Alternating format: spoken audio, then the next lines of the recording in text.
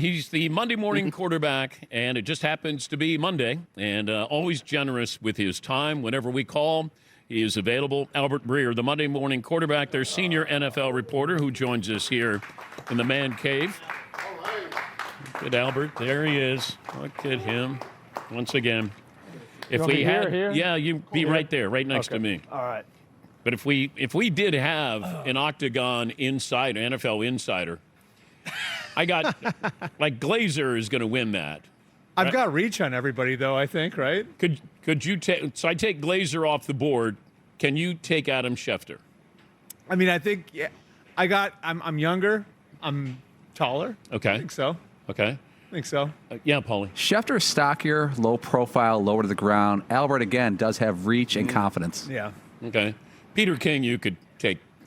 Nobody could hit Peter, though, right? Oh, just because he's too good a guy. Too nice? Too good a guy, yeah. Yeah. I mean, I just couldn't do that. No way. But if you had to. If you had to. I'd put him in a headlock just so I didn't do any real damage. So you just put him to sleep. Yeah. Okay. All right. You get the first question to the commissioner today. Yeah, so you asked me this before. I think there are 3 uncomfortable questions that he could be asked today that I think, to me, probably need to be asked. Number 1 is the Rooney Rule, which there were 10 head coach hires. It's all done now. Not one African-American hire. There are only 3 African-American head coaches left. There was only 1 minority hire. That was Robert Saleh to the Titans. So that'd be number 1, is do you feel like you've taken a step back? It also happens to be in the year they canceled the Accelerator. They generally had this networking event for minority coaches in the spring that this year they canceled it. There was some suspicion that was done because of the deal they were trying to do with the current administration, the merger, right? Like that there were some moving pieces there. Wait, explain that. The Accelerator. So, well, I mean, at the very least, there were rumblings out there that while the merger was going through, because the Justice Department needs to approve it. This is NFL Network and ESPN. Right. That there were rumblings that they were going to do what they needed to do to appease the current administration to get this stuff pushed through. So at the very least, I know there were people that felt like it was bad optics that they were canceling that event, and that they had a photo op with the president, if you remember, to announce the 2027 draft in the Oval Office. That was the first photo op that a sitting commissioner has done with a president in 22 years. So you had the combination of the merger, the diversity event getting canceled, and then the photo op with the president all happening at once. So there were people that put those pieces together. So I think there are big picture questions that need to be asked on the Rooney Rule. Another uncomfortable question is what we all saw with the Epstein files on Friday, right? Multiple NFL owners named. Obviously, one I think was on a completely different level than the rest. How does Steve Tish's involvement in the Epstein files affect his ownership of the Giants going forward? And then the third uncomfortable question, I think, is more of a football question, which would be the state of officiating. Because I do think to some degree, it's just there's not enough I don't know how you guys feel watching it, but I cover this stuff for a living. And it's hard for me to tell. And I know how this stuff works. It's hard for me to tell who's making the decisions. You know, so like the lack of transparency, especially when you're doing business with the gambling companies the way that you are now, does there need to be more transparency? I've advocated, like, I think, and this isn't on the officials themselves, but I think they've just continued to pile new technology on top of new technology on top of new technology, rule change on top of rule change on top of rule change. They've tangled it up and made it so hard for the officials to adjudicate the game out there. And to me, it's like, you've seen what it looks like at field level. It's a blur. Oh, my God. You have to train your eyes to look for things. And if you're giving guys 15 new things to look at every year, points of emphasis, rules changes, and then on top of that, they know Big Brother's watching, right? They've got the camera watching, and so they've got that in their head. It just feels like this is something where we have all this technology now. Maybe it's time to rebuild the thing altogether, right? And figure out a better way to use the technology, because just taking the old system and piling technology on top of it, I don't think is working. They need to subtract. I keep saying stop adding, start subtracting. And that's what I'm saying. Tear it down to the studs and find a more efficient way. Can we to use the listen? technology. Do you think we'll get to the point where we get to listen what the conversation is during a replay? It's an interesting idea. I hadn't thought of that. The ACC is doing. I've said it for years. If you have nothing to hide, right? If we're all in it together to get it right, let's listen. Like the Broncos interception, like that's not even reviewed. I don't think. I mean, it was so quick, and that was the problem Sean McDermott had with it, right? It wasn't that they. But even with the timeout, though, right? And he tried to, but it just felt like it was rushed through, right? And so, what's the process there? And I do think, I mean, maybe you don't give it to the fans in the moment, but you give it to them at some point. I mean, I don't know. I guess the downside to that would be potentially vilifying an individual, vilifying an official. That said, that's what happens to the coaches and players on a weekly basis. But we don't remember you if you get it right. We remember if you get it wrong. Right. So if it exonerates you, now I know that, go back to the Rams and the Saints in that game. The pass interference call. Yes. Yeah. And a helmet to the head as well. They could have called two things. If you put together an all-star officiating crew, nobody wants to rat out somebody else and say, you missed the call, and you can ask for help. And I think if you have your team together that you're with the whole year, you got my back. Yep. I'm not going to remember you if you get the call right. I'll remember if you get the call wrong, and I think that's what the NFL needs to do. And I think that's why I've always advocated for the Sky Judge, having that person be a part of the crew in the stadium. Yeah, right. I'm fine that person with that. should be there. Yeah. And I just think having the man behind the curtain in New York, who may or may not be worried about what public perception is going to be on Monday or Tuesday, having an experienced official in the booth as part of the equation when it comes to the on-field crew, and they're accountable to each other, and that guy up in the booth, he has to see the coaches before the game on the field. He's accountable to the coaches. He's accountable to the players too. I felt like that was an answer, maybe not the answer, but one of the answers that we could get to all. He's the Monday morning quarterback, Albert Breer, senior NFL reporter. How does the commissioner answer the Steve Tisch Epstein file question? My guess would be, how would you pose the question? I would say, how are you going to handle? Maybe I will be the one to ask it. How are you going to handle owners appearing in the Epstein files, and how are you going to separate one from the other? Because I think there were, I want to say it was four of them so far at least have surfaced in the Epstein files. But the Tisch one, is it's a different level, or at least it reads that way. Now he's put out his statement, but it reads like the other ones are just sort of tangentially involved. I'm almost hesitant to name them because there's no proof that they're actually involved in the real horrible, horrifying, the wrongdoing there. But with Tisch, it's okay, how do you separate that? And then can the NFL go forward with a guy who is in this sort of who now has this on his record and is representing the NFL, right? And they always say they hold the owners to a higher standard. Well, this has got to be something where you prove it and you show it, and so it'll be interesting to see the way that one's handled. Does the commissioner care about the voting process of the Hall of Fame? Will that question come up? He's not really involved in it. That's the thing. It's but it's still the NFL, right? And that's what people don't really recognize. The NFL doesn't run the Hall of Fame; is its own entity. Now, can they influence it? But sure. It is in conjunction with, right? And it does reflect on the NFL because most people aren't like you and me. Most people don't. There's no distinction for them, right? Yeah. So for most people, if something goes wrong with the Pro Football Hall of Fame, most people are. What you're saying is most people will associate it with the NFL itself.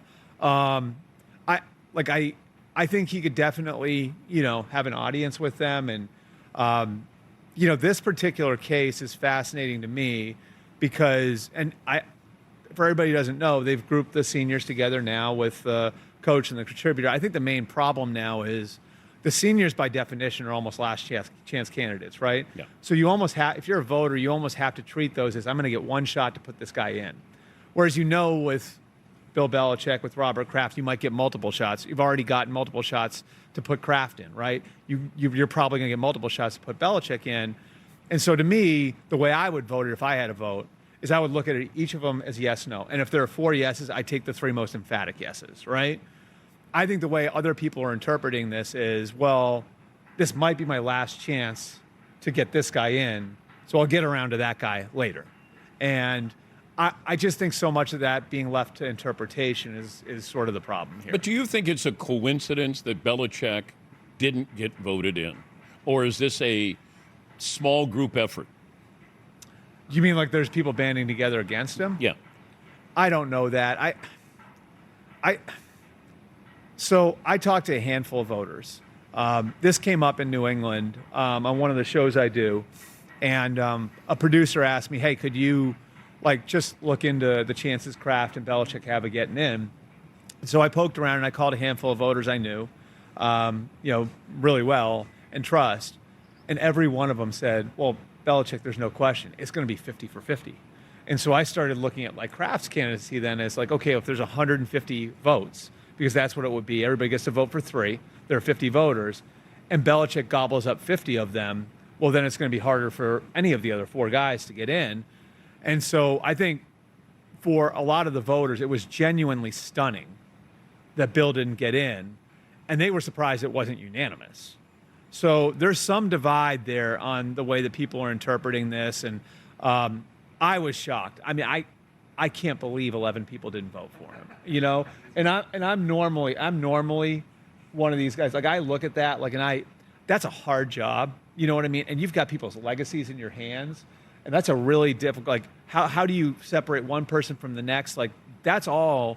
So I've been hesitant in the past to say, yeah, that guy's an idiot for voting this way. Because I don't have a vote, so I don't, I haven't been in that spot. But this one to me is so overwhelmingly obvious. It's the greatest coach of all time. Nobody's getting in first ballot. No coach is getting in first ballot. I mean, after this, yeah, no one. I mean, I think it's ridiculous that Mike Shanahan's not in. You know what I mean? And I said this last year. I think it's he won 2 Super Bowls. He's been out for over a decade now, and half the league is running his offense. Yeah, that's true. And more than half of that group of offenses is run by people who worked for him. You know what I mean?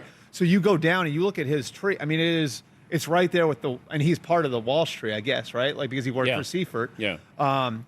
But it's it's as big as the Walsh tree was, or bigger. And his influence on the game has been so immense. So I look at Shanahan as that is so simple for me. And Bill won 6. I don't know. It's crazy to me because I do think it's one sport. I agree players should get in over coaches generally. But it is, having covered the league for 21 years, I think it's the sport where the coaches have the biggest influence in winning and losing. Yeah, yeah. Well, there's 18 games, 17 games, and then you got the playoffs, and yes, you're going to make a bigger impact week in and week out. I find it strange that we're now parsing what was Belichick's record without Brady? And I go, right. Did we do that to any other coach in history where we did this? And the answer is no. And if you said, hey, he cheated, okay. And if that's your reason that he cheated, fine. Just tell me. But don't vote for him next year because he still cheated. And that's what the first ballot thing kills me. I know. It just kills me because I'm all right, so now you're the judge, jury, and executioner. To me, it's a yes or no question. It should be hard to get in, right? And so to me, it's not I'm not ranking the Hall of Famers. It's either yes or no. And if I have to vote no on somebody because there's a limit on how many people I can vote for, then so be it, right? If there are 7 deserving guys and I can vote for 5, and that means I'm leaving 2 deserving guys off, and that's the reason why they're not first ballot, so be it. But it shouldn't be, I don't view him the same way as this other guy.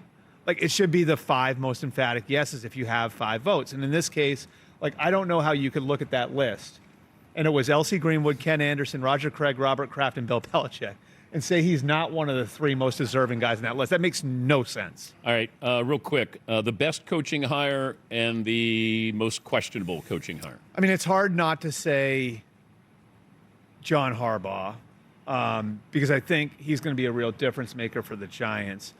I am fascinated to see Kevin Stefanski in Atlanta because of everything that he dealt with in Cleveland. And I think he's a much better coach than people realize. And I think when you look at him, like how there was a groundswell of teams coming after him, right?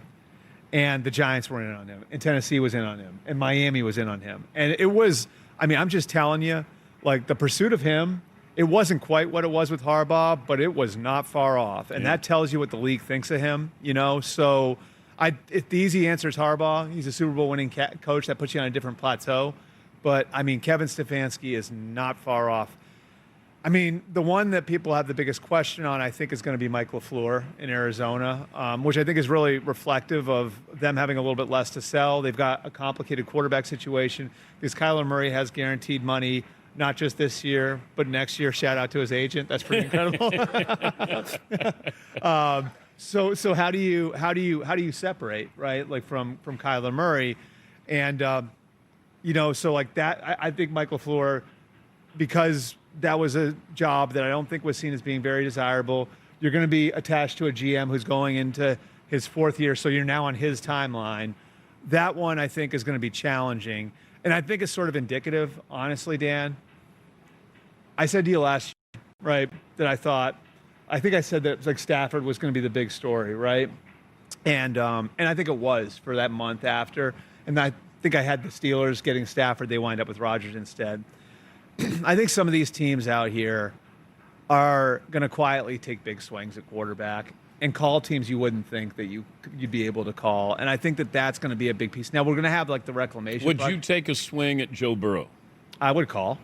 I mean, and that's sort of what I'm getting at, you know? Like, I think teams are going to call Cincinnati on Joe Burrow. I think teams are going to call Houston on C.J. Stroud. Now, please don't aggregate this and say anyone is shopping anyone, because that's not what this is. Good luck with that. That's not what this is. But when you look at the makeup of where we are, right?